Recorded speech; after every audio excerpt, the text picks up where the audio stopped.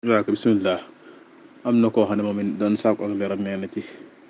koo xam ne dañ ko mayoon soxna daa nekkoon bitim réew ñu may ko soxna nga ne fas gi rek moo dox seen diggante waaye jotuñoo gisante gannaaw maanaam ndax xëy na jotuñoo seq dara mu bëtiku fase ko waaw ndax léegi moom fase moom man si na ko fay la ak buñ koy joxaat wala faaw buñ ko doon bëgg a joxaat delluwaat lay laaj a takkaat ak yooyu yëpp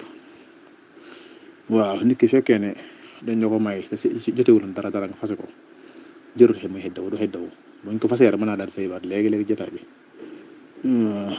mooy aay boobu nekk sóortu kii mi ngi koy junj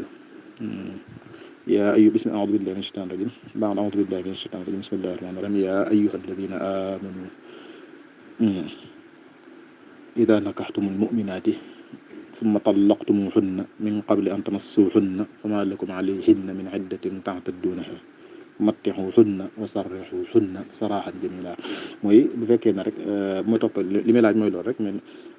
summa tallaqtumuhunna min qabli an tamassuhunna fama lakum alayhinna na kon min iddatin ta'taddunaha may dëwëru ko bu ngeen fa yéen ñi nga xam ne gëm ngeen yàlla bu ngeen takkee bu ngeen sayenteeg jurit yu gëm yàlla yi daal de gannaaw ba ngeen fas leen te jot leen laal kon ñoom jigéen ñoo ñee amul jenn xidda ju ñu war a xidda woo ngir yéen kon mooy rek ginnaaw fasal na ko rek sañ na ko suywaat ci saasa waaye nag ginnaaw jotiwut moom dara bu ko fasee kenn fasam facc lay doon mooy du